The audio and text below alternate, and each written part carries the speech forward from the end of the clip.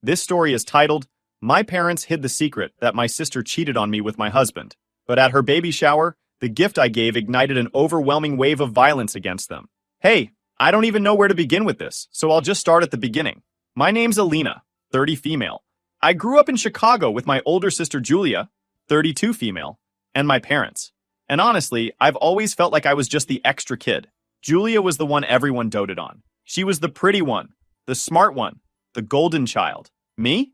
I was just there, the responsible one, the one they could count on to figure it out or not make a fuss. That's their way of saying I didn't matter as much. It wasn't like they were evil or anything. They just made it really clear, in 100 little ways, that Julia came first. Like, in middle school, I worked my butt off to win the regional spelling bee. I was so excited when I came home with the trophy. I thought they'd be proud. But my dad barely looked up from the newspaper, and my mom said, "That's nice, sweetie, but did you hear Julia got asked to the spring dance? Isn't that so exciting?" High school was worse. I made the varsity swim team, which was a big deal because I was just a freshman. But Julia was a senior and got a lead in the school play. Guess which one they showed up for? It wasn't the swim meets. I remember sitting in the car after a big competition, holding my first place medal, and my dad asking if I could give Julia a ride to her play rehearsal. I wanted to throw the medal at him, but I just said sure. Even now, as adults, it hasn't stopped. A few years ago, when Julia bought her first house, my parents helped with the down payment. They even paid her closing costs.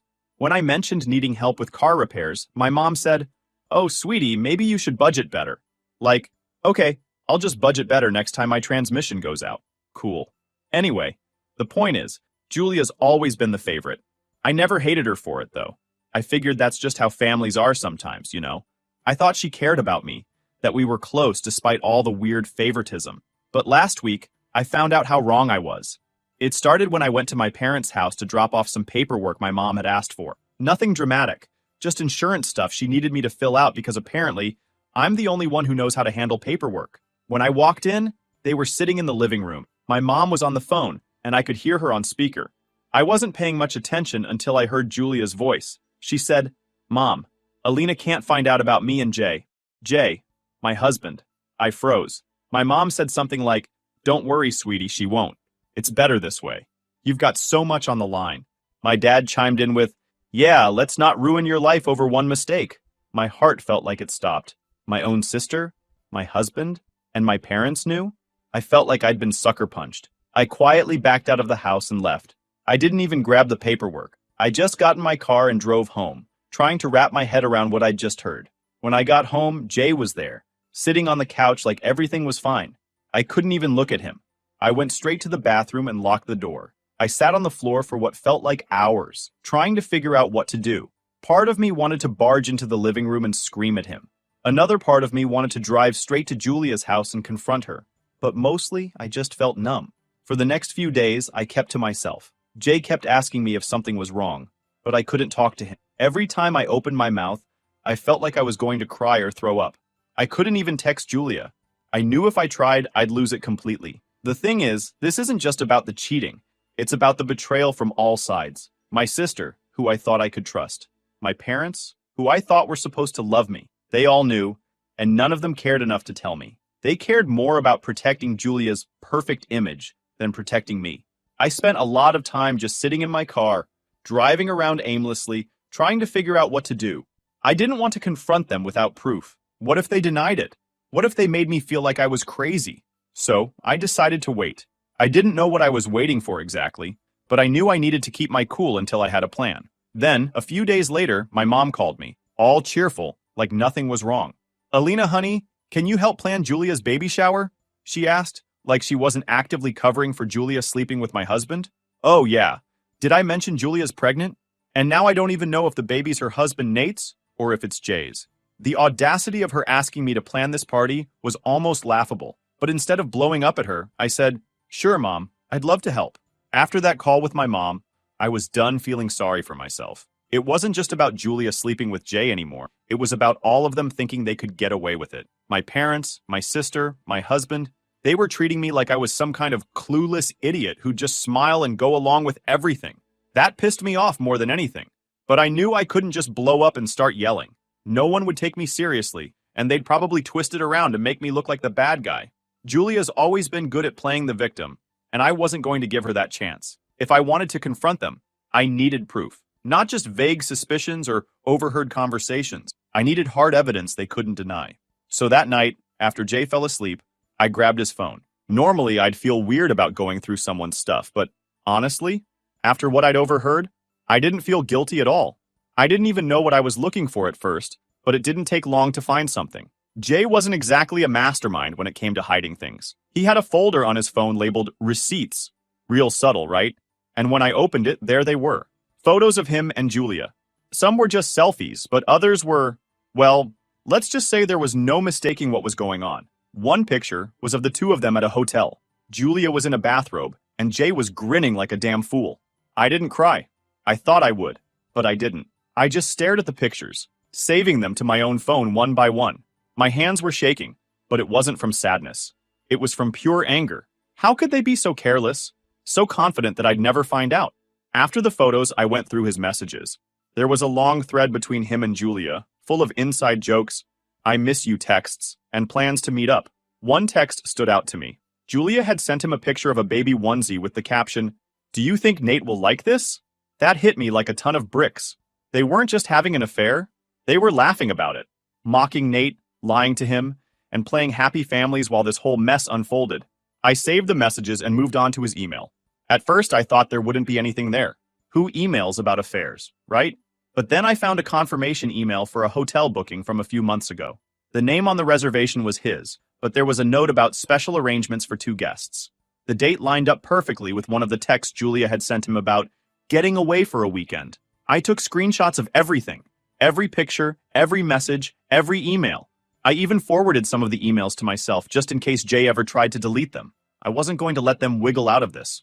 Over the next few nights, I kept digging. I went through Jay's laptop, his social media accounts, and even his old backups.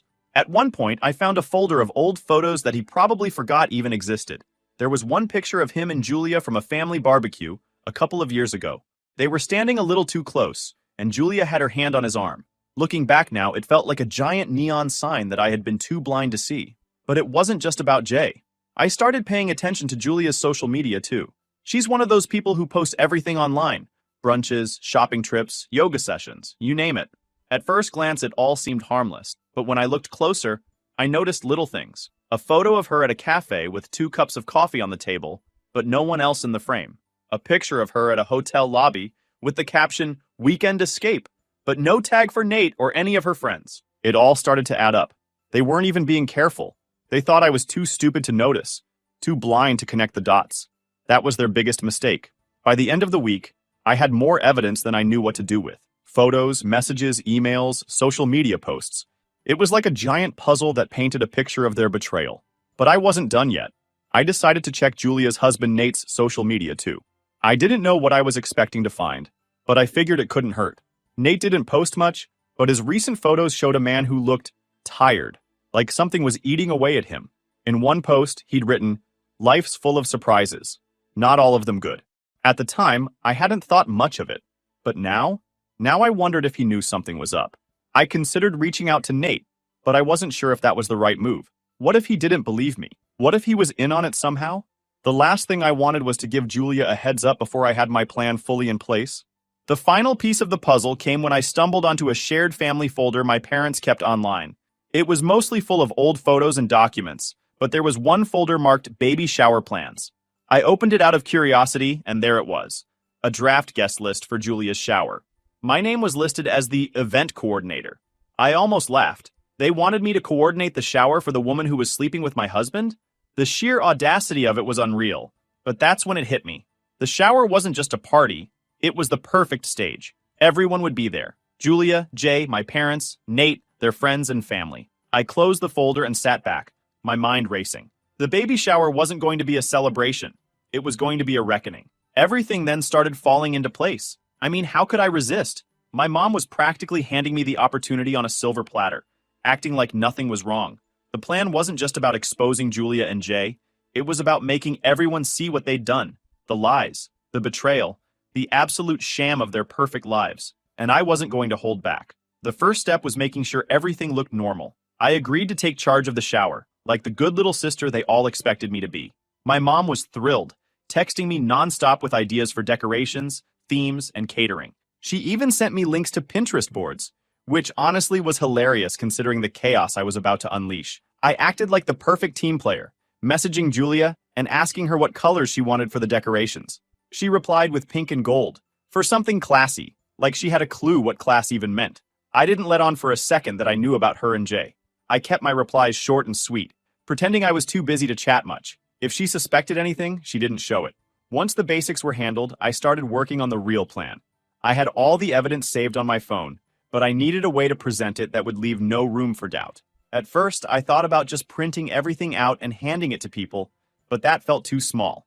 I wanted this to be big, undeniable, and impossible for them to ignore. That's when I remembered the projector at the event venue. The shower was being held at this fancy community hall my parents had rented. It came with all the bells and whistles, including a giant screen and a projector system. Perfect. I spent hours putting together a PowerPoint presentation. It was the most effort I'd ever put into something for Julia, and it wasn't even for her benefit. The first few slides were harmless, generic congratulatory messages, and cute baby-themed graphics. But then it shifted. The next slides featured screenshots of Julia and Jay's texts, complete with timestamps. Then came the photos. I chose the most damning ones. I ended the presentation with a short video clip of them in a hotel room. It wasn't explicit or anything, but it didn't need to be. Julia's giggling, "Nate will never find out," was enough. When the presentation was done, I saved it to a USB drive and triple-checked it to make sure it worked. I also backed it up on my phone and emailed it to myself just in case. I wasn't taking any chances. With the evidence ready, I turned my attention back to the party. I needed to make sure everything looked perfect, so no one suspected a thing. I ordered fancy decorations, set up a catering menu, and even designed personalized party favors with Julia's name on them. My mom kept gushing about how proud she was of me for coming together for my sister. Every time she said something like that, I had to bite my tongue to keep from laughing. The week leading up to the shower was surreal. Jay was acting like nothing was wrong, probably assuming I hadn't noticed anything. Julia was her usual bubbly self, texting me every day with questions about the party. My parents were full of their usual over-the-top excitement, constantly talking about how wonderful it was that Julia was going to be a mom. I played along, smiling and nodding, even though every word they said felt like a slap in the face. But I didn't let it show. If they thought I was oblivious, all the better. The morning of the shower, I arrived at the venue early to set up. Guests started arriving, including Julia and Nate. She looked radiant, like someone who thought she had the world wrapped around her finger. Nate looked tired, but he was trying to keep up appearances. Then there was Jay. He showed up late, of course, and gave me this sheepish smile like he was expecting me to be mad about him not helping. I just waved him off, pretending like I didn't care. If he only knew. My cousin Clara showed up with her phone out, already live streaming for her Instagram followers. She's one of those people who documents everything, and normally it's annoying, but today, it was a blessing. Clara's live stream meant the entire world would see what was about to happen, not just the people in the room. As the party got underway, I made sure everything was running smoothly. People were laughing, eating, and complimenting Julia on how great she looked. My parents were buzzing around, practically glowing with pride. When it was time for speeches, my mom went first, saying how proud she was of Julia and how excited she was to be a grandmother. Julia teared up, of course, because she loves being the center of attention. Then it was my turn. I grabbed the microphone, took a deep breath, and smiled. "Julia," I said, "you've always been the star of the family. Today, I wanted to give you something truly unforgettable." I walked over to the projector, plugged in the USB drive, and hit play. At first, everything seemed fine. The first slide was a picture of Julia and Nate from one of their trips. Something sweet and harmless to set the mood. People were smiling, nodding, and a few even clapped, thinking it was going to be one of those cheesy, sentimental presentations. Julia looked at me like I was the best sister ever, giving me that fake, grateful smile she's mastered over the years. And then, slide 2 hit. The room went quiet, and I mean dead silent. The slide showed a screenshot of one of Julia and Jay's text conversations. It wasn't anything too explicit, just flirty messages about missing each other and can't wait to see you again. But it was enough to make people shift uncomfortably in their seats. Julia's smile froze, and she glanced at me, confused. Jay, on the other hand, looked like he'd seen a ghost. I didn't pause. I let the next slide roll. A series of photos of Julia and Jay at a hotel. One was just the two of them standing in the lobby, but the next one showed Julia in a bathrobe sitting on the edge of a bed, smiling at Jay, who was standing behind her with his shirt off. That's when the whispers started. "What is this?" Someone near the front muttered, "Is that Jay? That's not Nate, right?" Julia's face went from confused to panicked. She stood up, half reaching for the projector, but it was too late. The next slide hit, a short text exchange where Julia joked about how clueless Nate was, and how easy it was to keep the secret. "Alina!" Julia's voice cut through the murmurs. "What the hell is this?" I ignored her. I didn't even look at her. The presentation rolled on. The next slide was another level shock. It was the video. Just a short clip of Julia and Jay sitting on a hotel bed. That's when the room exploded. Nate shot up from his chair, his face a mix of shock and anger. "What the hell is this?" he shouted, his voice echoing through the hall. Julia froze. She opened her mouth to say something, but no words came out. Jay, sitting a few seats away, looked like he wanted to melt into the floor. "Is this real?" someone in the back asked. "What the hell is going on?" Clara's live stream was still rolling, capturing every second of the chaos. Her phone was blowing up with comments like, "OMG, this is wild!" and "Someone stop the presentation!" People at the party started pulling out their phones, filming and texting others. Julia finally found her voice. "Alina, stop this! What's wrong with you?" she yelled, her face red and her voice cracking. I stood there, calm as ever. I grabbed the microphone and said, "What's wrong with me?" "Julia, maybe you should be asking yourself that question. Sleeping with my husband? Really? And you thought I wouldn't find out?" Gasps rippled through the room. "Wait," Nate said, holding up his hand. "What did you just say? You slept with Jay?" He was looking at Julia now, his expression shifting from confused to furious. "It's not what it looks like," Julia stammered, tears streaming down her face. "I can explain." "Explain what?" Nate snapped. "That you've been screwing her husband? That's a hell of an explanation, Julia." Jay tried to stand up, raising his hands as if to calm everyone down. Let's just talk about this," he said, his voice shaking. I couldn't help but laugh at that. "Oh, now you want to talk? You didn't seem too interested in talking when you were sneaking around behind my back." Julia turned to me, her voice desperate. "Alina, please, we're family. You didn't have to do this in front of everyone." "Family?" I said, glaring at her. "You're seriously talking about family right now? Where was that family loyalty when you were hooking up with my husband? Don't even try to guilt me, Julia. You made your bed. Now lie in it." My parents, who had been eerily quiet until now, finally decided to jump in. My mom stood up, looking at me with this horrified expression. "Alina, enough! You've made your point. This isn't the place for this." "Oh, it's exactly the place for this," I shot back. "You've been covering for her this whole time, haven't you? Don't think I don't know. You knew about Julia and Jay, and instead of telling me, you helped her keep it a secret. Some mother you are." My dad tried to step in, but Nate cut him off. "You knew," he said, pointing at my parents. "You knew Julia was cheating on me, and you didn't say anything?" "It's not like that," my mom said, looking flustered. "We were trying to protect..." "Protect who?" I interrupted. "Julia, because it sure as hell wasn't me." The room was chaos now. Guests were whispering, phones were buzzing, and my parents were trying to calm Nate down, while Julia just stood there crying. Jay, meanwhile, had quietly slipped toward the back of the room, clearly trying to escape. "Where do you think you're going?" I called out to him. Everyone turned to look as Jay froze, halfway to the door. "Alina, he started, but I didn't let him finish. "You don't get to walk away from this," I said. "You don't get to pretend like you didn't blow up our marriage. You and Julia deserve each other. I'm done with both of you." With that, I handed the microphone to one of the stunned party organizers and walked out. I didn't look back, but I could hear the chaos continuing behind me. As I got to my car, Clara caught up with me, her phone still in her hand. "Holy crap, Alina," she said out of breath. I don't even know what to say. People online are freaking out. The live stream is going viral." "Good," I said, slamming my car door shut. "Let the whole world know what they did." And with that, I drove away, leaving the mess behind me. I spent the next few days ignoring my phone. My mom and dad kept calling, but I didn't bother answering. Jay tried texting me, too. Pathetic stuff like, "Can we talk?" and "You're being unreasonable." Yeah, I'm the unreasonable one. Sure, buddy.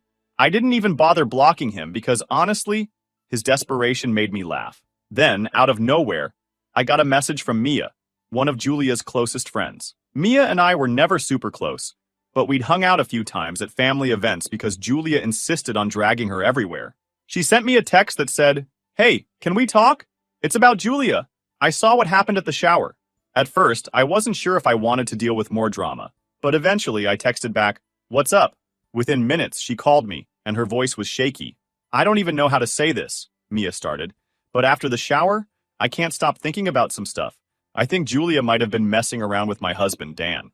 Now, I didn't know Dan very well. He was one of those guys who always looked a little too slick, always dressed a little too perfectly, and always had a smirk that made me side-eye him. But the idea of Julia hooking up with her best friend's husband?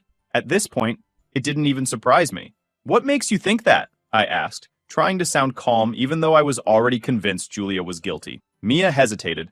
There have been a lot of little things, like Dan started acting weird around Julia a few months ago. He'd get really defensive if I asked about her, and one time I caught him smiling at his phone while texting her. When I asked who it was, he said it was work stuff.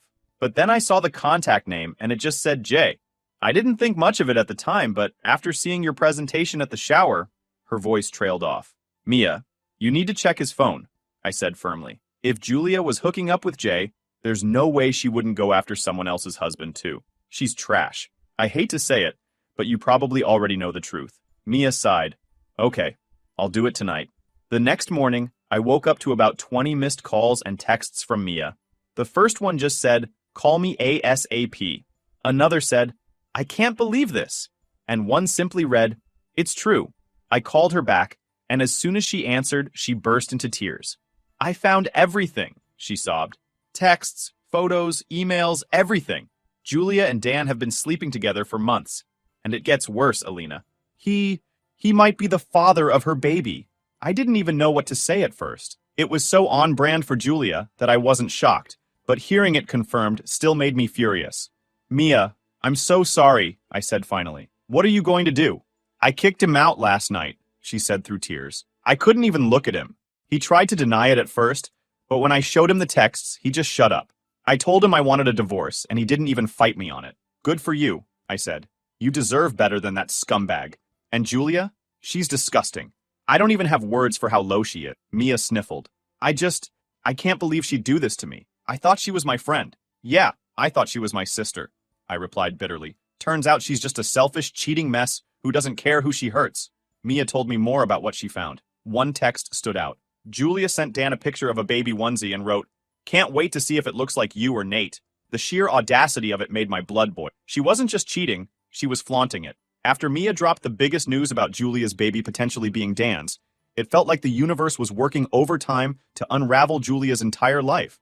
And honestly, I wasn't mad about it. For years, she walked around acting like she was untouchable, like nothing she did had consequences. Well, now the consequences were coming, and they weren't pulling any punches. The fallout started with Nate. He didn't waste any time after the baby shower. He kicked her out that same night. Julia tried calling him, probably to spin her usual web of excuses and lies, but Nate wasn't having it. He blocked her number, filed for divorce, and even announced it on social media with a simple post. Starting fresh. Short, but brutal. And the best part? Nate's friends and family rallied behind him. Julia had always been good at charming people, but this time, she'd gone too far. The evidence from the baby shower was too damning, and everyone had seen it. Clips of the presentation were circulating online. Strangers were tearing Julia apart in the comments, calling her everything from a homewrecker to a psychopath. Jay, on the other hand, was trying to keep a low profile. After I kicked him out, he went straight to my parents' house, where Julia was also staying. The irony wasn't lost on me. My cheating husband and my cheating sister, holed up together like two rats in a sinking ship. My parents, of course, welcomed them with open arms because, God forbid, Julia ever faces the consequences of her actions. But even Jay couldn't stick it out for long. A week later, I heard through a mutual friend that he and Julia were fighting. Apparently, Jay had found out about Dan. I don't know how exactly. Maybe Mia's divorce paperwork mentioned it, or maybe Julia let it slip during one of her crocodile tear breakdowns. Either way, Jay wasn't happy. According to the friend, Jay confronted Julia about Dan, and she tried to brush it off, saying it was just a fling and didn't mean anything. Jay, being the hypocrite that he is, got all self-righteous about being cheated on. He packed his bags and left, leaving Julia crying on my parents' couch. When I heard about this, I laughed for a good 5 minutes. The audacity of Jay, a man who cheated on me for months, being mad that Julia cheated on him? It was almost too good to be true. The best part was that Julia had nowhere else to go. Nate didn't want her. Jay was done with her. And even Dan hadn't reached out to Julia since Mia served him with divorce papers. And according to Mia, he was barely even acknowledging the baby. Mia told me Julia had tried calling Dan multiple times, leaving desperate voicemails about how they needed to talk about their future. But he wasn't biting. I couldn't help but laugh. Julia had spent her whole life acting like everyone wanted to orbit around her, but now she was completely alone. My parents tried to keep up appearances, pretending everything was fine, but even they couldn't ignore the mess. People in their social circle started talking, and the whispers weren't flattering. My mom called me one afternoon, probably hoping to smooth things over and convince me to come back into the fold. "Alina, sweetie," she started, using her best guilt trip voice. "I know things have been difficult lately, but we're still a family. We need to work through this together."